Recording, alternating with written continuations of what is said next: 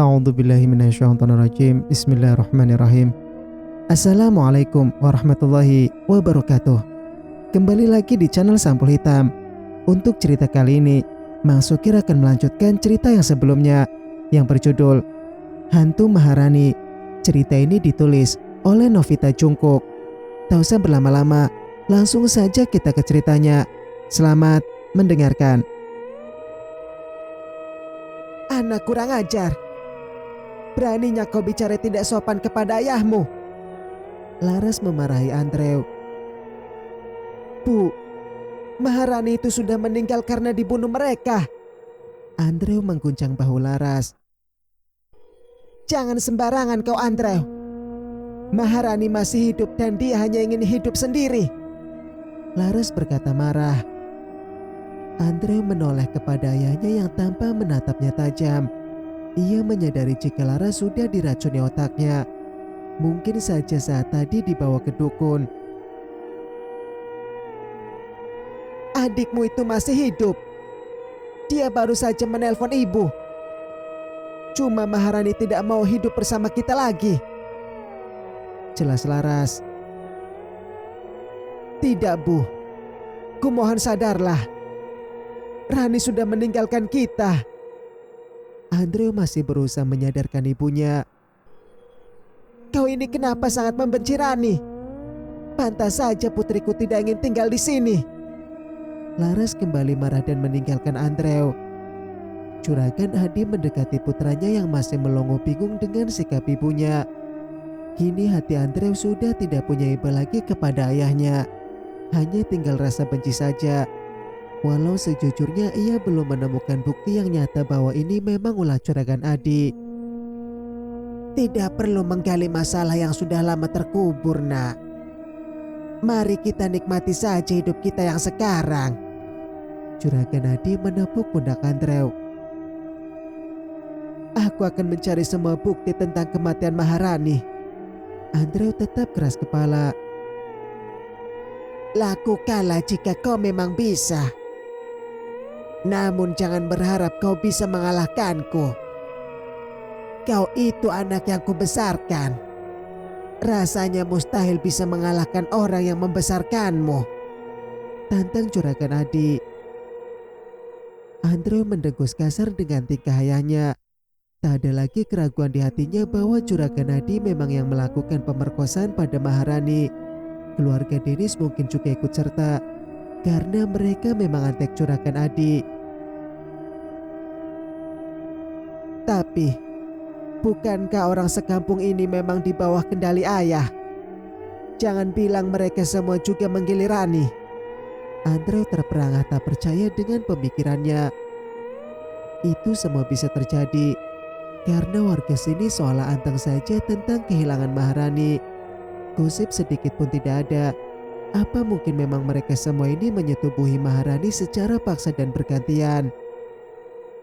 Di tempat lain, dia berjalan tergesa-gesa menuju pura. Ini adalah sesajen untuk diletakkan di sana. Pemberian dari dukun Kuncoro. Sebenarnya hati dia sangatlah ketakutan bila mendapatkan tugas malam seperti ini. Namun apalah daya karena dia hanyalah seorang pembantu. Semua ucapan majikan harus dituruti agar tidak dipecat dan mendapatkan bonus gajian. Suara daun kering yang seperti diseret membuat dia kaget. Ia menoleh ke belakang dengan cepat, namun tidak ada apapun di belakangnya. Jantung dia sudah berdegup kencang karena bau bangkai yang sangat menusuk hidung.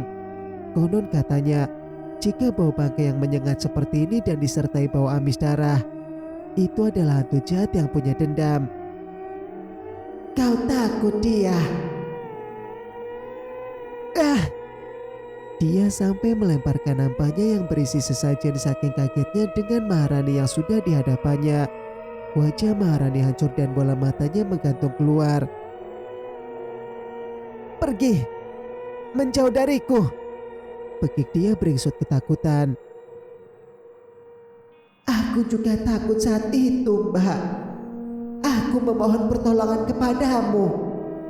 Maharani menangis dengan air mata darah. Maafkan aku, Rani. Tolong jangan sakiti aku. Isak dia. Ah, ah. Maharani berkelebat dan membuat cakaran di leher dia hingga darah seperti air keran karena pembuluh darahnya yang terkoyak lebar akibat cakaran dari Maharani. Ampuni, aku, Rani. Dia menangkap luka yang menganga itu dengan tangannya. Rani tertawa melengking membuat burung malam yang bertengger segera berterbangan karena takut. Ah, ah. Wajah dia robek dari mulut hingga telinga. Rasanya sangat sakit, namun tidak seberapa jika dibandingkan dengan rasa sakit yang Maharani alami. Hantu Maharani menggerakkan kepalanya dengan sangat kaku seolah akan patah. Tubuhnya juga bergerak kaku dengan suara gemeretak. Ternyata pagar yang dibuat dukun Kuncoro belum sepenuhnya hilang. Hanya benang, pelindung saja yang berhasil putus. Tadi ketika Andreu masuk ke dalam rumah, ternyata pria itu kembali menyandung benang pelindung, sehingga ruah Maharani sedikit terbebas dan bisa membalaskan dendamnya. Kau diberi mulut untuk bicara, namun kau tutup karena uang yang disumpalkan. Geram Maharani lalu menghilang. Dia berulang kali menggelepar seperti ayam dipotong. Tak lama ia menghembuskan nafas terakhirnya dengan leher dan mulut yang koyak sampai telinga. Pembantu ini sebenarnya melihat ketika Maharani sedang disekap oleh beberapa orang di dalam gudang. Namun ia tidak memberitahu siapapun karena mendapatkan ancaman. Terlebih lagi, dia mendapatkan uang tutup mulut yang lumayan besar. Jadi rahasia itu ia telan sendiri sampai ia mati sekarang. Singkat cerita, sampai siang Andre baru bangun karena ia baru bisa tidur usai azan subuh tadi. Kegaduhan yang terdengar membuatnya penasaran dan memutuskan keluar dari kamar. Cerit Pekik Marnilah yang membuat suasana sangat heboh. Ya Allah. Andreu tersurut mundur ketika melihat jasad dia yang sudah ditemukan. Kondisinya yang demikian membuat mereka bergidik ngeri. Juragan Adi menatap tajam pada kematian dia yang sangat tragis ini. Mereka menyimpulkan jika dia diserang binatang buas saat melewati hutan. Anehnya mereka semua terus percaya saja. Tidak ada satupun pertanyaan yang keluar, seolah mereka memang sangat tunduk pada ucapan Juragan Adi. Mayat dia dikembalikan kepada sanak keluarganya. Tak lupa juga uang dengan jumlah besar untuk ucapan bela sungkawa atas meninggalnya sang pembantu dari Juragan Adi. Saat mereka sedang sibuk dengan kematian dia, Andreu menangkap sosok Abang Denis juga hadir di sana. Tato yang sama seperti milik ayahnya. Mata Andreu membulat tak percaya. Pertama yang ia lihat adalah Delon. Yang kedua Diki pun juga sama. Jadi benar, mereka semua melakukan itu pada Maharani. Andreu berbicara sendiri. Marah dan juga sangat hancur yang kini Andreu rasakan. Tidak menyangka jika ayahnya akan sebejat ini. Terlebih pelakunya sangatlah banyak. 10 atau bahkan lebih. Aku melihat memang banyak orang, batin Andreu. Setelah semua orang berangkat ke rumah dia, Andreu melancarkan aksinya untuk membongkar bungkusan putih yang tadi malam mereka kuburkan. Ia harus mengetahui apa isinya. Nanti akan dibawa ke padepokan Abah Adi. Setelah mencongkel tanah sekitar setengah meter, Andreu menemukan bungkusan tersebut. Ia sangat penasaran dan segera membukanya. Ternyata bungkusan itu berisi tulang. Tulang apa ini? Batin Andreu keheranan. Bentuknya hanya tulang saja, karena tidak tahu itu tulang apa. Andreu membuka bungkusan lain yang ditanam belakang rumah. Semua dilakukannya dengan cepat, agar tidak ketahuan. Yang ini rambut. Andreu semakin bingung, tidak bisa memecahkan teka-teki ini. Andreu membawa bungkusan itu ke dalam rumah dan segera mandi. Ia akan menuju ke padepokan dalam keadaan bersih, walau tadi saat sholat sudah mandi. Aden mau kemana? Tegur Marni dengan mata sembab. Aku mau ke padepokan, Mbak. Tolong jaga rumah. Tidak bisa ia menyelesaikan ucapannya karena Andreu teringat sesuatu. Perlahan ia menoleh ke belakang untuk melihat Marni yang tadi menegurnya. Ia baru ingat bahwa Marni ikut bersama rombongan untuk mengantarkan kepergian terakhir dia. Astagfirullah, Pekik Andrew sangat ketakutan. Yang berdiri di hadapannya adalah dia dengan tubuh hancur digerogoti lintah. Binatang hitam itu sibuk menyedot darah dan dagingnya dia.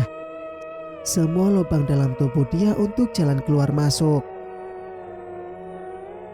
Mereka memperkosanya bersama. Dia memohon padaku untuk diselamatkan. Tapi aku diam saja. Bahkan aku tak mau bicara karena sudah diberi uang penutup mulut. Dia mengatakan kejujuran di hadapan Andrew. Mereka siapa? Andrew memberanikan diri untuk bertanya. Sepertinya hantu dia ingin mengatakan sebuah nama. Namun mulutnya seperti disumpal oleh para hewan itu agar tidak bisa bicara. Perut dia juga semakin membesar seperti wanita hamil. Perut itu meledak seperti balon saja. Bahkan darah itu juga muncrat mengenai wajah Andrew. Pria ini sangat syok pada penglihatannya barusan. Para lintah menggeliat memakan organ perut dia. Namun detik kemudian jasad itu sudah lenyap tak berbekas. Andrew meraba wajahnya yang tadi terkena cipratan darah. Namun sekarang sudah tidak ada lagi. Jadi itulah Maharani. Apa benang pelindung sudah diputus? Heran Andrew menatap sekeliling. Ingatannya kembali pada malam itu saat kakinya terasa menyandung sesuatu. Saat ia ditegur Mang Ujang, ekor mata Andrew melihat benang berkilau seperti emas, namun hanya sekejap dan kemudian menghilang. Berarti tadi malam aku tidak sengaja memutusnya. Batin Andrew segera berlari keluar. Berkeliling rumah untuk melihat benang itu lagi, tapi sudah tidak ada. Namun hati Andrew sedikit lega karena sudah memutus benang pelindung itu. Yang mengganggu hati Andrew adalah perubahan pada ibunya. Singkat cerita, di tempat lain, Delon membuka pintu belakang pura untuk melihat keadaan Dennis. Ia berharap adiknya sudah mati, karena ia malah selalu disuruh mengantar air minum setiap harinya. Astaga, gawat ini. Delon kaget karena menyadari adiknya sudah hilang dalam pasungan. Ketika akan berbalik dan memberitahu ayahnya, pintu pura tertutup dengan keras. Delon panik karena tidak bisa melihat apapun di dalam. Suasana sangat gelap di dalam sini. Bau bangkai kembali tercium dalam hidung Delon. Keringat dingin mulai membasahi tubuh pria ini. Rasa takut berkayut dalam hatinya. Mas Delon. Suara lirih berbisik di telinganya bersama dengan sentuhan tangan yang sangat dingin. Tangan itu berlarian ke sana kemari menggerayangi tubuhnya yang kekar berotot.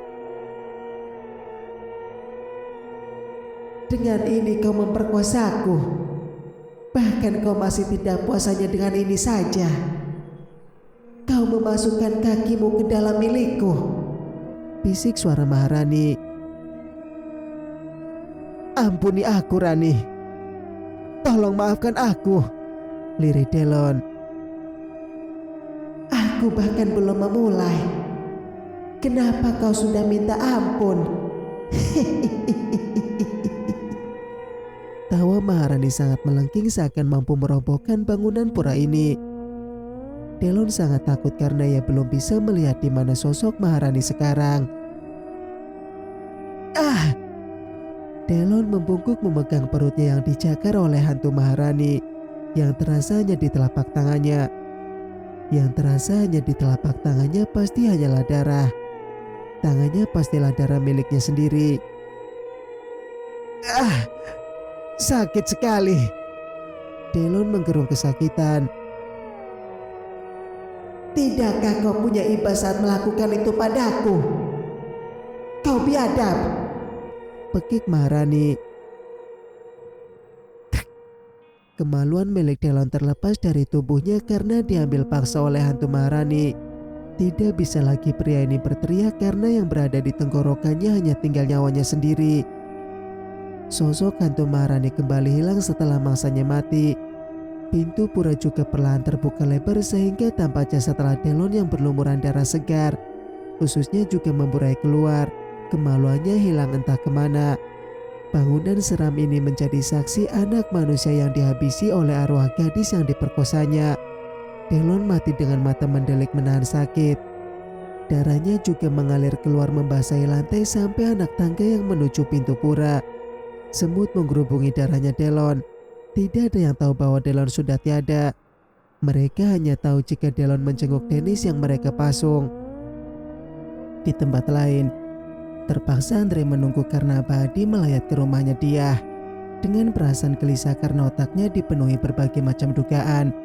Rasanya sekarang, Andre curiga kepada semua pria yang ada di kampung ini. Tanpa terasa air mata Andre jatuh lagi saking takutnya membayangkan penderitaan sang adik. Bayangan kaki yang buntung karena dipotong. Lama terdiam dalam pikirannya, Andre tertidur pulas di kursi kayu tersebut. Tiba-tiba saja ia sudah berada dalam gudang jerami. Andre menatap kanan kiri, namun kosong, tidak ada apapun di dalam sini. Hanya bekas perban cucuran darah yang bisa dipastikan itu bekas Maharani. Sepertinya aku mimpi lagi. Batin Andre mencari sesuatu. Berulang kali Andre mencari kemana Maharani dibawa, namun tidak ada sama sekali. Tapi telinganya menangkap suara tawa bercampur dengan tangisan. Setelah didengarkan secara detail, ternyata berada di bawah kakinya. Apa ada ruang bawah tanahnya? Kaget Andre. Ternyata di samping lemari ada sebuah pintu yang sedikit terbuka. Andre mengintip dan melihat tangga. Ruangan di bawah tampak sangat terang bersama suara tawa yang terdengar sangat puas. La ilaha illallah. Andre mengelus dadanya sambil mengucap. Pemandangan di bawah sana sangat membuat Andre tak bisa bernafas. Maharani tengah disetubuhi dengan dua orang sekaligus. Gadis yang sudah tidak berdaya itu hanya menangis pasrah sambil merintih kecil. Lubang depan belakang penuh disesaki oleh mereka. Kini Andre bisa melihat semua wajah yang tertawa puas itu. Hanya satu orang yang masih berselimut kabut. Ternyata dia juga ada di sana sambil duduk bersimpuh. Ia tak berani mengangkat wajahnya. Ternyata pembantu ini tanpa sengaja melihat Maharani yang sedang diperkosa. Oleh orang-orang itu, dia dipaksa untuk melihat. Jika ia sampai membocorkan kelakuan mereka, maka dia akan mengalami nasib yang sama. Walau pada dasarnya dia sudah pernah mereka jamah juga, namun dengan lembut karena gadis ini tidak menolak.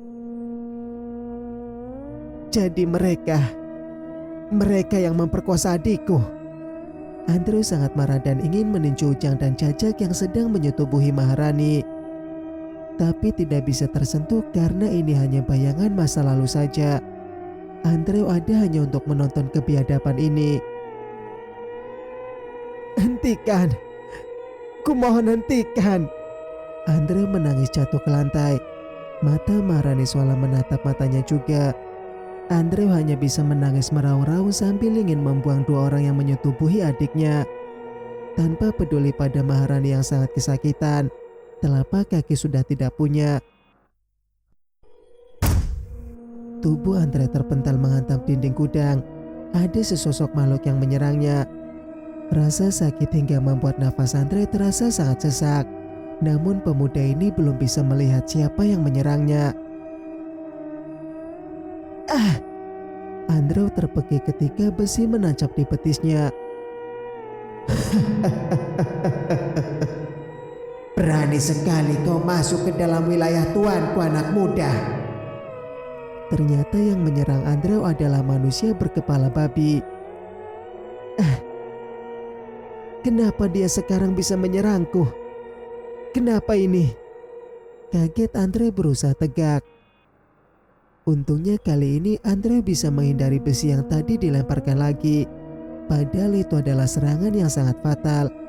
Andre tak punya pilihan lain selain melawannya. Ia meraba pisau loreng yang ada di pinggangnya. Bismillahirrahmanirrahim. Andre berkelit cepat ketika serangan dari tangan makhluk itu mengarah perutnya. Ditangkis menggunakan dengkul, sampai dengkul Andre bergetar hebat. Pria ini meringis karena luka yang tertancap besi semakin sakit saja. Ya Allah, tolong bantulah aku, desa Andrew menahan rasa sakitnya. Ketika makhluk berkepala babi itu kembali berkelebat, Andrew siap menghujamkan pisau tanduk loreng di lengannya yang seperti lengan manusia juga. Biadab, Teriak makhluk itu menggerang kesakitan. Bahkan ia menggerung terlentang di lantai gudang. Tubuhnya mengeluarkan asap berwarna hitam. Perlahan semakin habis seperti kardus yang terbakar, lalu berubah menjadi batu berwarna merah kehitaman. Alhamdulillah. Andre mengambil batu tersebut dan menyimpannya. Bertepatan dengan itu ia terbangun dari tidurnya. Namun ternyata betis Andre beneran terluka dan berdarah sangat banyak. Untuk bergerak sedikit saja sangatlah sakit. Abah, kenapa saya sungguh terluka? Andre bertanya pada Abah Hadi yang sudah pulang sejak tadi. kau memang sungguh bertarung dengannya. Berusahalah untuk menang. Jika dirimu mati di sana, maka selamanya pula kau tidak akan bangun, nak. Jelas Abah Hadi. Kenapa sekarang ada yang menyerangku, Bah? Aku pernah mimpi seperti ini, tapi tidak ada yang menyerangku. Padahal itu bisa dibilang bukan mimpi. Heran Andrew. Mereka sudah waspada, nak. Sengaja menaruh iblis itu untuk menyakitimu. Terang Abah Hadi. Mereka mengobati luka yang Andrew dapatkan dari alam mimpinya. Yang Andrew dapatkan dari alam mimpinya. Abah Hadi juga tampak mencabut sesuatu yang Andre duga ialah besi yang tadi manusia babi lemparkan. Dia berubah menjadi batu ini, Bah. Andre membuka genggamannya. Ya Allah, sungguh laknat orang yang telah memeliharanya. Desis Abah Hadi mengusap dada. Ternyata makhluk ini golongan iblis yang sangat jahat. Biasa digunakan untuk menyakiti orang seperti santet dan teluh. Ia akan menggerogoti organ dalam orang yang disantet tersebut sampai orangnya meninggal. Ini yang mereka tanam di depan dan belakang rumah, Bah. Dan aku baru tahu tadi pagi bahwa aku sudah memutus benang pelindung, cerita Andrew. Wajah Abah Hadi tidak menunjukkan rasa senang setelah mendengar Andrew mengatakan telah memutus benang pelindung. Orang tua ini malah nampak cemas dan gelisah. Apa aku melakukan kesalahan, Bah? Tanya Andrew hati-hati. Jika sudah putus, mereka akan dalam bahaya, Mas. Karena hantu Maharani bisa menyakiti mereka kapan saja. Lukas yang menjawab. Benarkah? Aku malah senang jika begitu. Andrew tersenyum puas. Nah, Andrew menoleh cepat karena Abah Hadi menatapnya tajam. Padahal Andrew senang jika hantu adiknya memang bisa membalaskan dendam kepada para pemerkosanya. Arahkanlah pada Maharani untuk mencari bukti. Kita akan memenjarakan mereka. Ternyata Abah Hadi ingin mereka mendapatkan ganjaran secara hukum saja.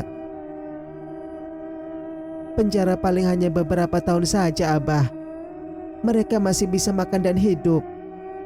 Sementara adikku sudah tidak ada. Mereka membunuh Maharani. Andrew tak bisa menguasai emosinya.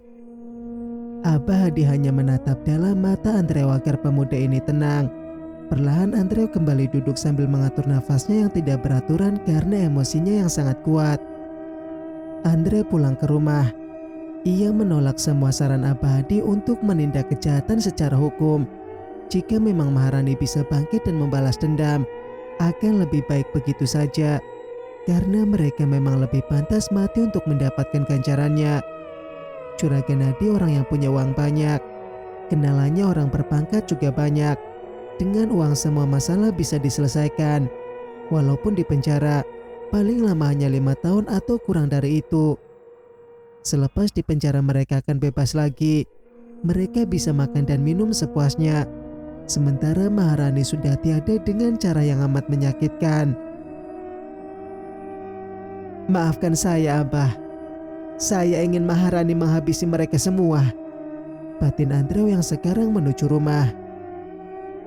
Di jalan ia malah berpapasan pula dengan abangnya Dennis yang keempat. Derry hanya menatapnya sambil tersenyum. Emosi Andrew langsung mencuat karena sekarang sudah tahu bahwa pria ini adalah salah satunya yang mencelakai Maharani. Dengan berjalan sedikit pincang karena kakinya yang terluka akibat serangan manusia babi, Andrew menghantam wajah Derry dengan tinjunya sehingga pria ini jatuh tersungkur. "Kau gila!" Pekik Derry mengusap mulutnya yang berdarah. "Aku memang gila. Namun aku tidak binatang seperti kau." Bentak Andrew kembali menghajar Derry. Dari postur tubuh saja Derry sudah kalah. Dan lagi usia Derry belum seberapa matang. Kekuatannya tidak penuh seperti Andrew. Derry sudah takut lagi berteriak karena Andrew menghajar mulutnya dengan membabi buta. Sampai ketika Andrew mengambil batu besar dan akan menimpa kepala bocah ini. "Lepaskan aku!" Tidak tanpa sosok yang menyeret tubuh Andrew. Jaraknya sekitar 3 meteran dari Derry yang sudah tergolek lemas karat. Andrew menatap kanan kiri dan melihat siapa pelakunya. Ia teringat tadi di alam mimpi sosok manusia babi pun tak menunjukkan wujud pada awalnya. "Jangan ganggu aku. Akan kuhabisi binatang itu!" teriak Andrew mengacungkan pisau ke arah Derry yang sudah hilang. Sontak saja Andrew kaget karena musuhnya sudah tidak ada. Ia segera berlari mencari sosok Derry yang sepertinya diseret oleh sesuatu. Langkahnya semakin masuk ke dalam hutan. Andrew cukup merinding karena keadaan dalam hutan cukup gelap, padahal belum malam. Hentikan! Ampuni aku!" Pekik suara Derry yang menggema. Tidak bisa Andrew menemukan sosok Derry yang dibawa sesuatu entah kemana. Ia hanya berjalan sesuai dengan firasatnya saja. Ada pula bekas cacaran darah di atas daun kering. Kaki Andrew perlahan menuju arah pinggiran tebing. Namun ternyata tidak ada sosok Derry di sana. Andrew cepat pergi karena takut juga melihat dasar jurang yang amat dalam. Pergi dariku!" Jerit pekik Derry kembali terdengar di telinga Andrew. Ia berlari mencari sumber suara yang sangat sulit untuk ditemukan. Guyuran air hujan yang datang secara mendadak semakin menyamarkan suara teriakan Derry. Duk! Kaki Andrew menyandung sesuatu yang tergatak di tanah. Betapa kagetnya Andrew saat menyadari benda apa itu. Terlihat jelas itu adalah sebuah tangan manusia yang masih mengucurkan darah segar. Andrew menutup mulutnya sambil melotot ngeri. Jantungnya juga berdegup kencang takut kalau ini ulahnya binatang buas. Maka dirinya juga bisa dalam bahaya. Sebisa mungkin, Andrew berjalan tanpa menimbulkan suara. "Ampuni aku, Rani. Kumohon." Derry memohon pada sosok yang sangat menyeramkan itu. Seorang gadis dengan wajah hancur dan mata menggantung di pipi. Derry tanpa beringsut ketakutan melihat hantu Maharani yang sangat mengerikan ini. Padahal dialah yang membuat gadis cantik ini menjadi demikian. Aku sudah memohon padamu saat itu, tapi kau masih saja memperkosaku. Isak Maharani terdengar sangat pedih. "Ampuni aku, Rani. Aku dipaksa oleh mereka." Derry menahan rasa sakitnya dan mengiba pada arwah gadis yang pernah diperkosanya. Kelima kuku Maharani yang berwarna hitam menebar bau busuk itu menancap di punggung Derry. Hanya terdengar rintihan saja dari mulut pria ini. Sakit kan rasanya? Saat itu aku juga kesakitan. Seringai Maharani. Kepala Derry diputar hingga menghadap ke belakang. Pemuda ini meninggal akibat tulang lehernya yang patah berderak, disambut dengan tawa Maharani yang sangat menyeramkan. "Rani!" Bergetar bibir Andrew ketika menyebut nama adiknya. Maharani hanya menatap Andrew sekilas dan langsung menghilang dari pandangan. Andrew yang tersadar pun segera pergi meninggalkan hutan. Berjalan sempoyongan karena menahan sakit pada kakinya. Air mata Andrew bercampur dengan air hujan. Walau belum sepenuhnya terbukti bahwa sang ayah juga terlibat, namun Andrew sudah membencinya duluan. "Apakah kami saja yang bahagia, Rani? Apa kau selama ini menderita?" Andre berpegangan pada pohon untuk menahan tubuhnya. Belum hilang rasa sedihnya karena baru melihat Maharani dengan bentuk yang amat menyeramkan. Tiba-tiba saja Andrew kaget dengan auman harimau yang berada tepat di sampingnya. Sampai terloncat kaget dan jatuh ke tanah. Harimau menatapnya sambil mendekat. "Habislah aku. Kenapa Abadi memberiku senjata yang terus berubah bentuk?" Rutuk Andre dalam hatinya. Mengira jika loreng akan memakannya, Andre bersiap menutup mata. Namun bulu lembut itu malah terasa menggosok pipinya. Bahkan bagian telinga juga dapat Andre rasakan. Kau ingin membujukku?" Kaget Andre tak percaya. "Ais, itu gelih!" teriak Andre menjauhkan kepala loreng. Lidah harimau ini terus menjilati Andre dari pipi hingga ke tangan. Tak lupa menggosokkan kepalanya dengan gaya seperti kucing kecil. Sontak saja Andre lupa dengan rasa sedihnya karena mendapatkan hiburan. Di tempat lain, Pak Mus menunggu kepulangan kedua putranya. Delon yang tadi disuruh melihat Dennis belum pulang. Derry juga belum tampak batang hidungnya. "Palingan mereka masih main, Pak," ujar Dolly santai sambil merokok. "Kalau abangmu tidak mungkin main. Dia pasti pulang dulu untuk melapor," sahut Pak Mus. "Tapi kan yang ndak mungkin nyasar toh. Uang kampung ini cuma seujung kuku." Dolly masih tetap santai. "Kau ini selalu menganggap remeh. Yang kita hadapi ini makhluk alam lain sekarang, Dol. Ndak bisa dianggap enteng," kesal Pak Mus. "Ya sudah, biar ku datangi saja pura itu. Bisa apa memangnya si Maharani?" Dolly berkata dengan sombongnya. Firasat Pak Mus sedang tidak bagus. Sejak maghrib tadi ia sudah cemas karena dua putranya belum juga pulang. Bersambung. Nantikan kelanjutan ceritanya di video berikutnya. Mas Sukir pamit. Wassalamualaikum warahmatullahi wabarakatuh.